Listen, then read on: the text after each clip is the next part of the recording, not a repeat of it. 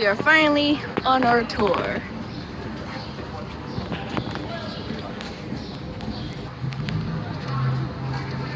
First, I want to say welcome to New Orleans, to all of you. I'm glad to see everybody's got their green. I don't have any showing.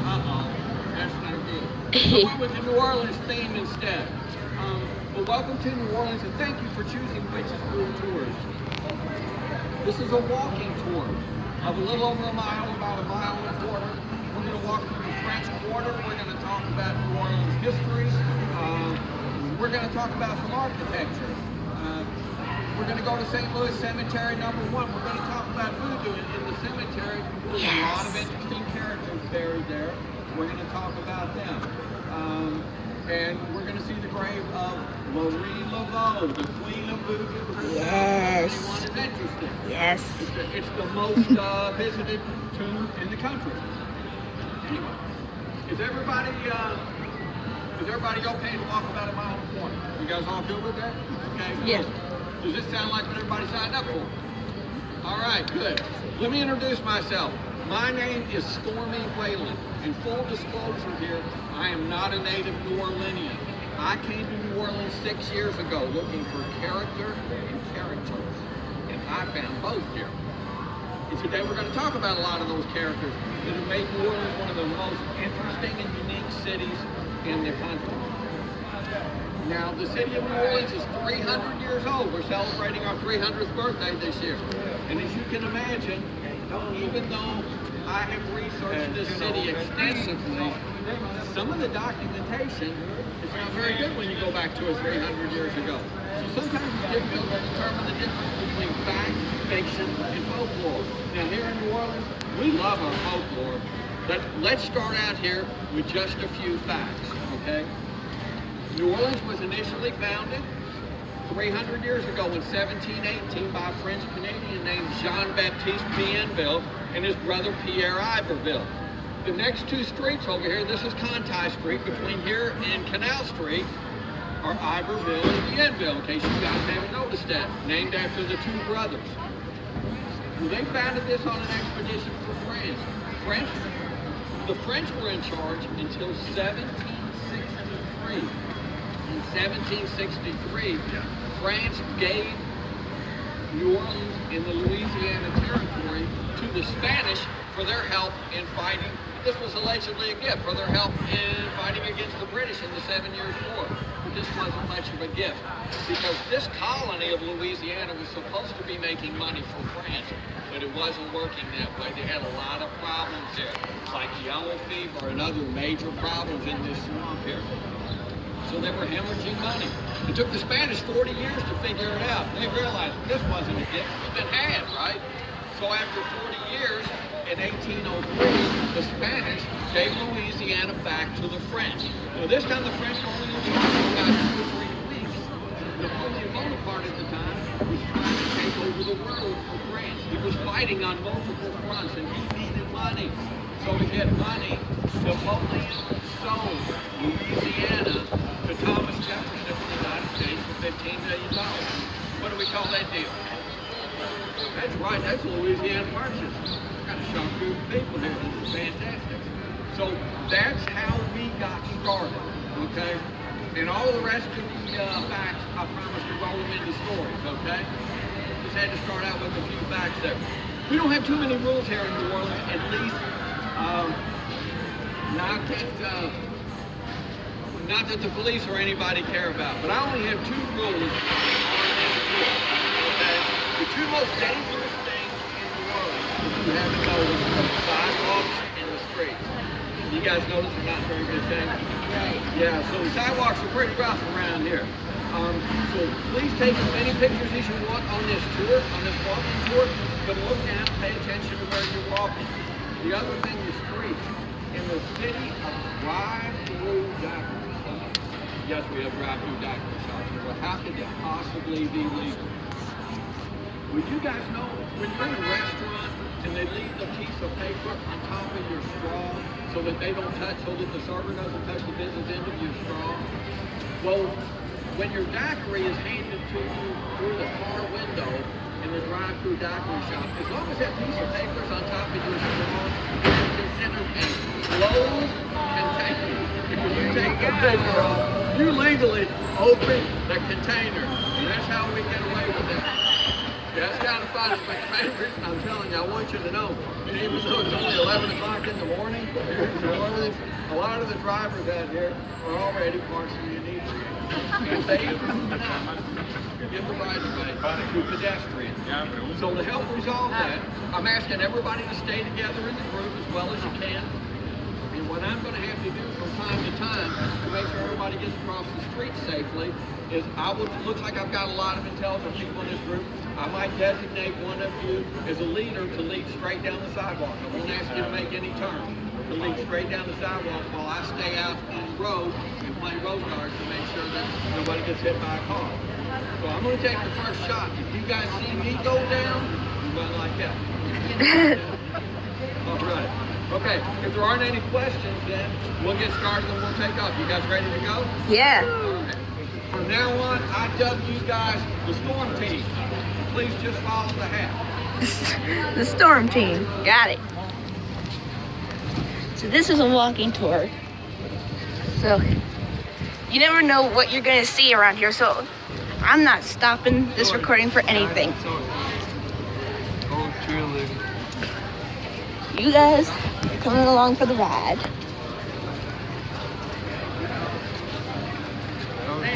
Where do we? Oh, there? Okay. You two should have no problem seeing this hat over all these people you have.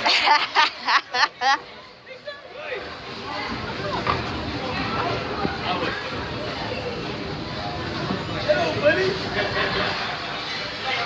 Keep that down. Everybody keeps shouting out how great and entertaining they look here. If you're a little bit older, so that's normal hairstyle period. Now, if we had a mohawk, man, people start saying, Guys, we're going to hold up right here for a moment. And if we can try to make a little bit of space in the front of the sidewalk so people can walk past. First stop, right here. Come on in, guys. This is not a restaurant tour, but I want to point out one of the greatest restaurants in New Orleans. It's right across the street here, Antoine's Restaurant. Antoine's is the oldest restaurant in New Orleans. It's been here since 1840. It's been owned by the same family for 7 generations. It's a pretty amazing restaurant. If you have any special occasions that you want to celebrate, then I highly recommend Antoine's. It's a great place. Come on, Chris. Now, if you go to Antoine's for dinner, please realize you have to dress up, and it's very expensive. Some of you maybe didn't bring dressy clothes with you, right? You came to New Orleans. I dress like this almost every day of the year. Yes, even in December, January, and February. It's one of the things I like about New Orleans. Excuse me, please. Come on, Chris. So please do what I do and what a lot of the other locals do. You can go to Antoine's for lunch. They have a lunch special, a 3-course meal for $20.18. It just went up from $20.17 on January 1st. So now you know where they got that number.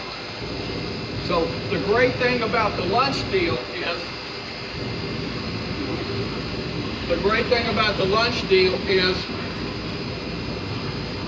it not only costs $20.18, but you get the same amazing ambiance, the same superb service, the same fantastic food, and you don't even have to dress up.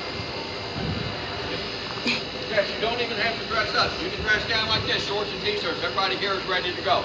I just suggest you do one thing if you go there for lunch. Call them first and make a reservation. Because even though they have 15 fantastic dining rooms in this place, sometimes they get full for lunch with a deal like that. I'm sure you can imagine. Yeah. Any questions? Oh. Good place to go. Let's keep moving. Daddy said not the roadside.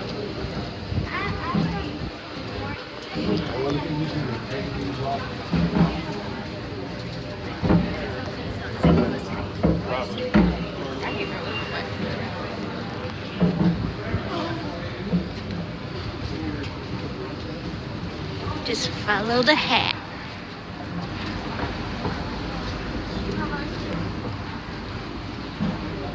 Follow Crick's butt.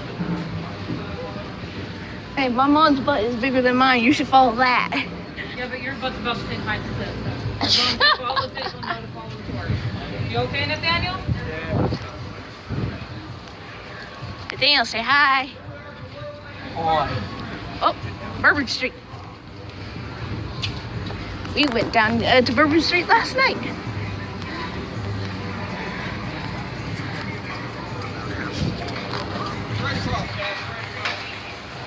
What you got with the dolly full of beer?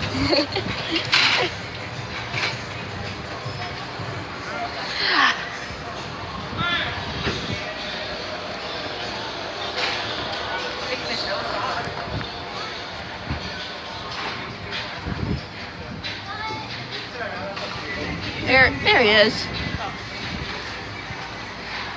I was about to say, should we wait for our tour guide?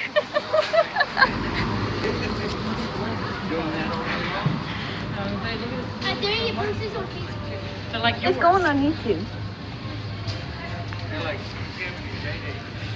And yours. Law office.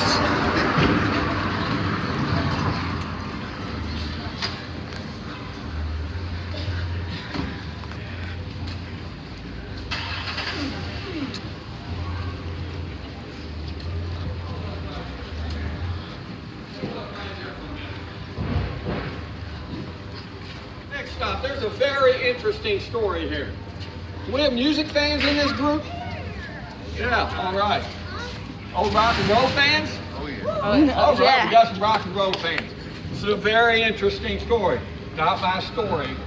However, I want to focus on this building that's behind you here. This white and black building. And the reason why I want to do that, excuse us please, I'm sorry. You good? All right. I want to focus on this building right here. And this is Chris Rose's story. Chris Rose is a journalist that worked for the Times-Picayune here locally. And one day his phone rang, and a woman who would give him a tip on a story every once in a while said, "Hey, I got something for you, Chris." She said, "There's a fantastic musician from England who wants to come over here. His name is Eric, and he wants you to give him a private tour." He said, "Really?" He said, "Eric Clapton?" And she said, "No, not Eric Clapton. Eric Burden, the leader of the Animals." You guys remember the Animals? And the great song that they did, House of the Rising Sun? Yeah. So Eric Burden came over here, and he said, "Chris," he said, "by the way, let me give you a little background here. A lot of people don't realize that House of the Rising Sun was a great song. It has sold millions of copies. But the keyboard player got all the royalties from the song. He got all the money because the liner notes said, arranged by the keyboard player, right? And Eric Burden got none of the money off of this great song that they did, right? That always bothered him. It also bothered him that he didn't know where the House of the Rising Sun was. That's an old folk song that goes back 400 years, and they redid the song and rocked it up really well, didn't they? Yeah, I think they did. Anyway, so Eric Burden had a list of 5 different places that were rumored to be the House of the Rising Sun in the New Orleans area here. Well, after Chris Rose took him to the other 4, this place right behind you here was the 5th place that they went to. It was the last one. And Eric Burden, at that time, this was a convent. Catholic nuns lived here. And yeah, they did. And Eric Burden went in by himself. He left Chris Rose out here on the sidewalk. He went in by himself. He told the nuns he wanted to tour the place. And they said, "Sure, we'll take you on a tour." He said, "No. I want to do it alone." So they said, okay, they trusted him. He's Eric Burden, right? He's not going to steal anything. So we walked all the way around this place for about 20 minutes. And Chris said, the doors were wide open here. And before Eric Burden left, he was down on one knee singing House of the Rising Sun to the nuns. And the nuns were really getting off on this, right? See, they were big rock and roll fans. They were really digging on this and cheering him on. Well, then he came out and he looked at Chris Rose and he said, I got my answer, I'm done. And he started to walk away. Know the history of the rising sun and how it came into play? I'm sorry, pardon? I own the house of the rising sun. Oh, you own the house of the rising sun. I'm Jacob's Leap. Y'all know how it came into play? Does anybody know that? You have something real quickly to add here? Yes, Because it I'm is. on a time tour. In 1864, Union soldiers occupied this entire block. Wherever you have a lot of men, you have women, right? And a woman of French and Indian descent decided she was going to make a lot of money. And then she opened the House of the Rising Sun. Her last name, literally translated, was Rising Sun in French. Thank you very, very much. I appreciate that. Yeah, sometimes I'll leave parts of the story out to save time. VH1 did it. Eric Burton did the video. I don't know these books based upon the little family. They told me to write a book. Because all of this time was kind of drugs and stuff. And banana leaves and stuff. The whole thing. Oh, you learn. Thank you very much for sharing that. I appreciate it. Yeah. From the lady that actually lives here, right? Wow. And there's a business in here also right now. So anyway, Chris Rose got a little upset. He said, wait a minute, I was supposed to get a story out of this deal. And Eric said, no, I'm leaving. He said, this is the place. I know this is the House of the Rising Sun because I could feel it. And so since then, I've done a lot of research, and it's difficult to prove that this is where it actually came from. But as she said, this at one time was a brothel, and it was the House of the Rising Sun. So the way I look at it is, if this is good enough for Eric Burton and the people that live here, it's good enough for me.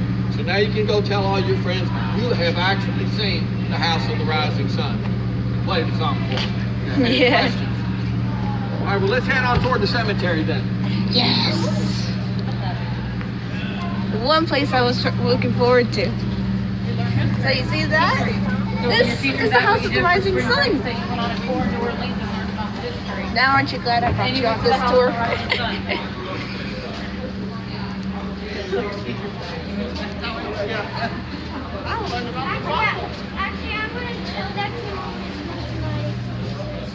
Oh, she would probably really enjoy that. Tell her you went to the cemetery in New Orleans. And found the Voodoo Queen. And you went to the Yeah. Sorry. Thank you. Straight across, guys, straight across.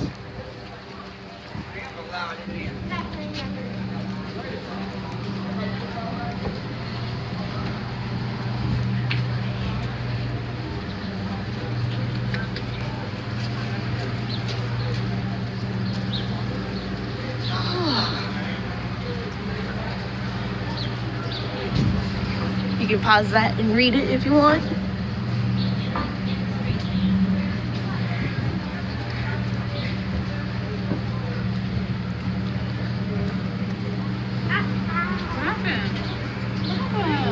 What?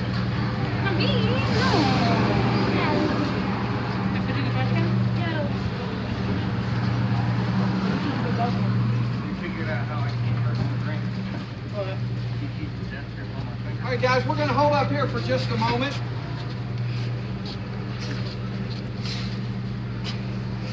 So we're going to talk about architecture just a little bit. Sorry, we got a big truck coming here.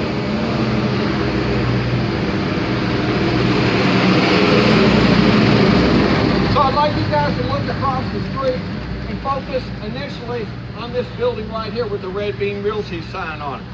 You can buy a place right here in the quarter if you want to. They get very expensive. It's kind of a supply and demand thing. But if you look at this building here, notice this is a classic example of a Creole cottage. And the reason why you know it's a Creole cottage is the roof line runs parallel with the street.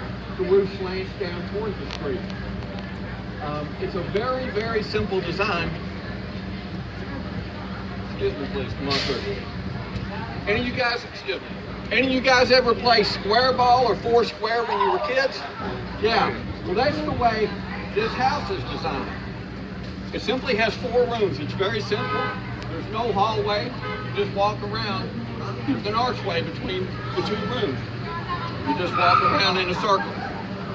And if you'll notice, here in New Orleans is one of the few places This is one of the few places I know where the shutters actually shut. Where I come from in Louisville, Kentucky, the shutters were just an ornamental thing that every 3 or 4 years you had to take them down, scrape them, and paint them. The last time I did that, I didn't put them back up again. I took them down, and no, I didn't scrape them and paint them before I decided not to put them back up. But here, look at those. You can't even tell which of those openings are doors and which ones are windows. 2 of them are doors, 2 of them are windows. And next door to it, you have a shotgun house. This is another very, very simple house. It only has 3 rooms. Living room in the front, the bedroom is in the center of the house, and in the back of the house is the kitchen. And there's no hallway. You have to walk through the bedroom to get from the living room to the kitchen. There's absolutely no privacy whatsoever. Does anyone know why we refer to these as shotgun houses? They're called that because allegedly you can open the front door, open the back door, shoot a shotgun through the house, and all of the buckshot will go straight through the house and out the back door, and it won't hit anything or anyone. I don't recommend that you try it or test that theory. But when we renovate these houses now, what we do to add some privacy, we move the kitchen forward and we move the bedroom to the back. And that way you get some privacy, because now we have air conditioning. Initially you didn't have air conditioning, so you couldn't cool off the kitchen. You couldn't cool off the house at all if you had the kitchen in the center of the house, as you can imagine, especially with these hot summers that we have here. So anyway, these are 2 of the types of houses that we have here in New Orleans, and you'll probably notice and I'll point them out, there's a lot more double shotguns than there are single shotguns like this one. And the double shotguns are side-by-side duplexes, and there's a wall down the middle, so there's really 2 units in there. And we'll see a lot of those, and I'll point out a couple of them. Any questions? Let's keep moving toward the cemetery then. And when we cross Rampart Street, we got a green light. Thank you. Now in the French Quarter and entering an area called the Treme. The Treme is the oldest African-American subdivision in the country, bar none. Keep going straight across, guys.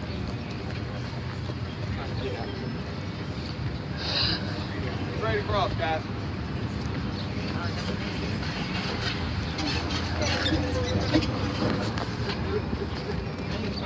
I actually am good. Excuse me, I'm not with you guys. I'm still looking for the tour guide. I actually am going to start stopping the recording every now and then to save up battery life. Gotta be quick. I've got a big group here I got to take care of. To save up battery life, and I also have only so much recording time, so like now I can only record the tour for like 40 minutes before I gotta start merging my videos and deleting the old ones. So The green light. Watch your step right here. The big hole where there used to be a pole. This is Mason Street. It's a pretty dangerous street. So when the light turns green, we're only going to go halfway across, and we're going to stop in the middle.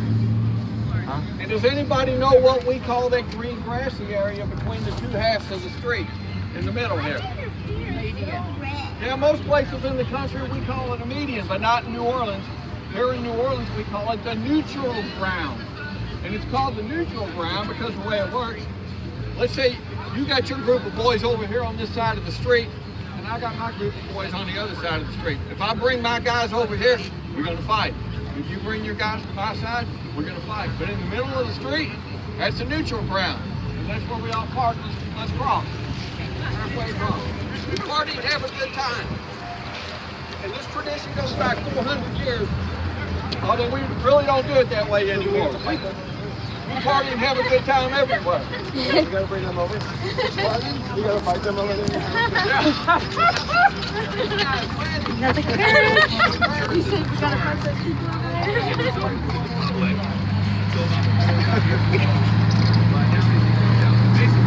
You ready to fight? This is a neutral street. It's St. Louis Cemetery number 1. It's the oldest cemetery in New Orleans. If you guys can see it from here, look at the cemetery from here, you'll see why Mark Twain refers to these New Orleans cemeteries as the cities of the dead. Because all the above ground tombs, all these family tombs, look a lot like little houses, don't they? See how they resemble little houses? Get in there, we got to stick together. So when we cross here, we're going to cross the street. Let's go back.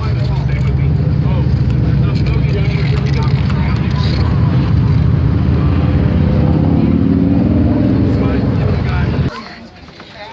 We're in the cemetery.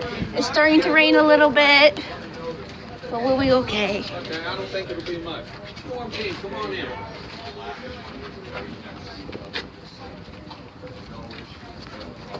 Storm team, come on in. Storm team indeed. Plenty of room down there. Virginia, Virginia. Excuse us, please. Let this group kind of pass through here, if you will, please.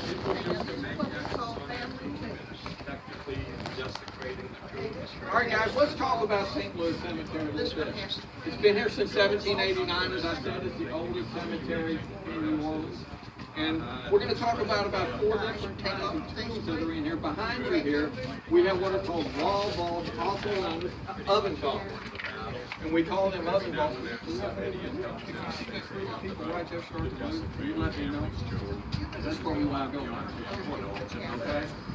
And we call these oven vaults because in New Orleans, being buried above ground, these tombs get extremely hot in the summer. They get over 200 up to 300 degrees. And the bodies decompose very, very quickly. As a matter of fact, after a year, there won't be anything left but the bones. So we created a year and a day rule. We don't recycle paper, plastic, and aluminum very well here in New Orleans.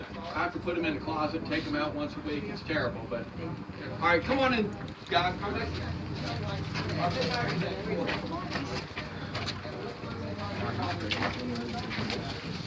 Let's gather around this tomb. This is the reason why everyone comes to this cemetery. This is the tomb of the Queen of Voodoo herself, Marie Laveau. So come on in, there's plenty of room around here, guys. There's a plaque here if anyone wants to get a picture. If I get in the way, just push me out of the way. So come on in, everybody. There's room around here on the side. Again, this is the tomb of Marie Laveau. If you look down, you will see the name Clapton here. And the reason why is this is the Clapton family tomb. Christophe Clapton was Marie Laveau's second husband, her common-law husband. Her first marriage only lasted a year, and her first husband disappeared. Some people say Marie Laveau got rid of him to make room for Christophe Clapton. I'm not so sure about that. We'll talk more about that later. But anyway, Christophe Clapton and Marie Laveau could not get married, not only in the Catholic Church, but they also could not get married by the Justice of the Peace because she was a free woman of color and he was a white man. And they didn't allow that back then, even in New Orleans, which was much more progressive than most cities in this country. So there's a lot of groups that want to get in here and get to this tomb. So if it's okay with you guys, I'm going to kind of give you the summary here, and we can talk more about Marie Laveau a little later, okay? But let's talk about what we need to talk about right now. Let's talk about voodoo. And this is... There's a lot of things that people believe about voodoo. And the magic number in voodoo is 3. And the thinking is, if you knock on Marie Laveau's tomb 3 times, you will awaken her spirit. If you make a wish, make 3 X's on the tomb. Please don't do that, by the way. Please don't mark any of these tombs. Don't leave anything or take anything. But if you make, people have already done it. And they'll clean these up soon. They'll use those dollars that you guys donated. Okay? But allegedly, if you make 3 X's, turn around 3 times clockwise, and when you leave the cemetery, if you will walk out backwards, which I don't recommend, a lot of people have been injured by doing this, some severely, that your wish will come true. But when your wish comes true, you're supposed to put a circle around the X's. And I don't see circles around too many of these X's here. I don't know if anyone's seen them. There was one over here, but they've cleaned it up. So I don't know if the people didn't know the rest of the story, about the exes, or their wishes didn't come true, or they never made it back. I'm not sure which of those are true. But anyway, the bottom line is they didn't circle the exes. So we're going to talk more about Marie Laveau a little later, but a lot of people are trying to get in to see this tomb. Does anyone have any questions about Marie Laveau that they think really should be asked right now while we're here at the tomb? I don't really have any. Oh, you have a question? Thank you. I think Marie Laveau was a great woman because she did great things. You are a smart young woman. That is true. And I tell you what, just for suggesting that, how about if I take you by her house where she grew up and raised her family, okay? And we'll talk about some of those great things that she did. Okay, cool. Thank you very much. I appreciate that. You're all right. Yeah. Okay, guys, let's move on through the cemetery now. Not every day you see a pyramid. Oh Not dear. going to Egypt. We might get just a little wet, but I promise the next stop, we're going to go to the visitor center and take a little bathroom break, okay? We can freshen up just a little. Come on in, guys. There's plenty of room around here. There's room back here. There's room over here. There's plenty of room. You probably didn't expect to see a pyramid here in this cemetery. Well, let me explain to you what's happening here. About a year and a half ago, there were some rule changes. So the Catholic Archdiocese owns this cemetery, right? And about a year and a half ago, you guys could have all come into this cemetery without a tour guide. You didn't need me. And you didn't have to pay $1. Don't feel so bad about paying $1. Tour guides have to pay $5,000 a year to have access to the cemetery. That's the reason why I work for Witches Brew, because I get a discount. I get a volume discount. But anyway, something happened in the Catholic Archdiocese, changed the rules. You guys just saw Marie Laveau's tomb. I was putting together a new tour, and I was walking around talking to myself. The cops were following me around. Watch that guy's talking to himself. Anyway, I came in here on a Saturday, and Marie Laveau's tomb looked pretty much like it does right now. I came in the very next day, Sunday morning at 9 o'clock, by myself. I wasn't with a group. I was by myself, and I came around the corner. Marie Laveau's tomb was pink, and there were no plans to paint it. And it wasn't a pretty pink. It was an ugly Pepto-Bismol pink. And here's what happened.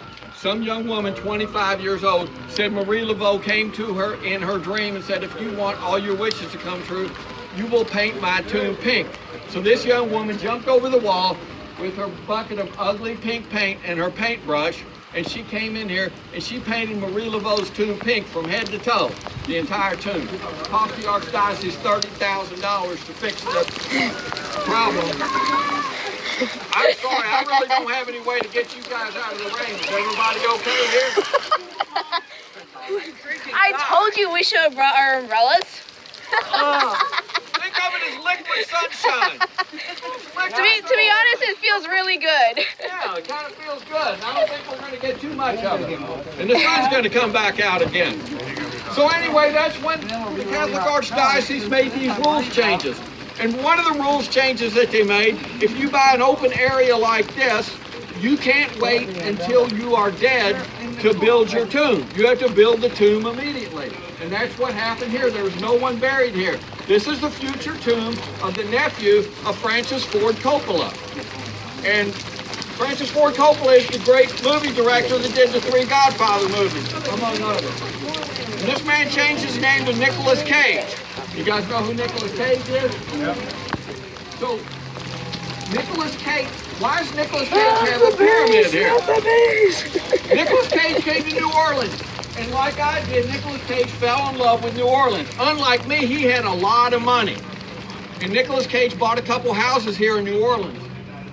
He didn't know it, but one of his houses was haunted. And Nicolas Cage found out that his house was haunted on a tour just like this. It wasn't my tour, but a tour like this, he found out one of his houses was haunted. And about that time, a lot of bad things started happening to him. You guys might remember when Nicolas Cage had a fantastic acting career. See, that wasn't so bad, was it? Nah. A little while. Nicolas Cage had a fantastic acting career going on. He was making over $40 million a year. That t-shirt Went on for years and years. He made hundreds of millions of dollars.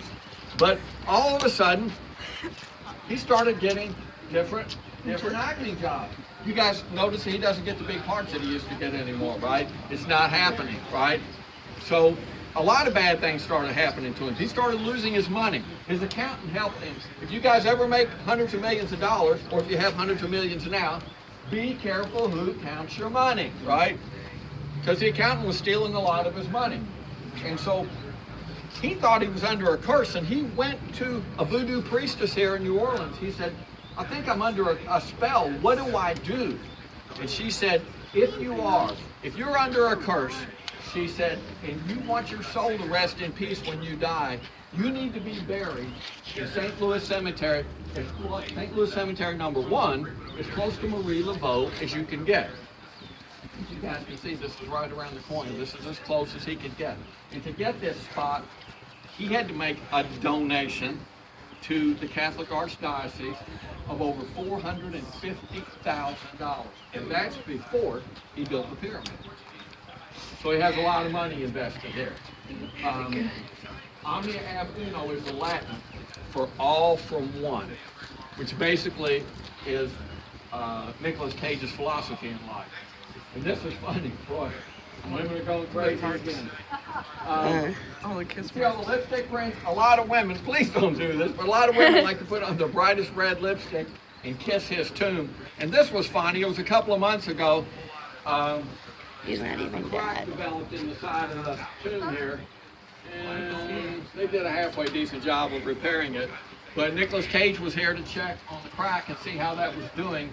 And when he was here, there was a cemetery employee that was cleaning the lipstick prints off of the tomb.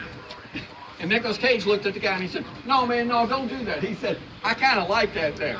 So he might have lost most of his money, but Nicolas Cage is still full of himself. As you can see, with all the lipstick prints up there. He likes them that way. Yeah. So just a few days ago, that was all cleaned up, and now they're at it again. Now hitting the lipstick prints. Please don't do that. There are hidden cameras all over the place, and you will be fined if they catch you doing that. Any questions about Nicolas Cage or anything I just talked about here? What about those pennies? Do those mean anything? Well, people like to leave little gifts, right? Usually you see more of the gifts at Marie Laveau's tomb, because if you ask Marie Laveau to make your wishes come true, right, then people leave gifts. One of the things, they ask us not to do that anymore, because what used to happen, Marie Laveau used to love dark chocolate, and people used to leave dark chocolate, and can you imagine on these hot summer days, we had a big muddy chocolate mess out front every day. By this time it was terrible, and you couldn't even get close to the tomb. So they ask us not to do that. Good question. Let's head out this way.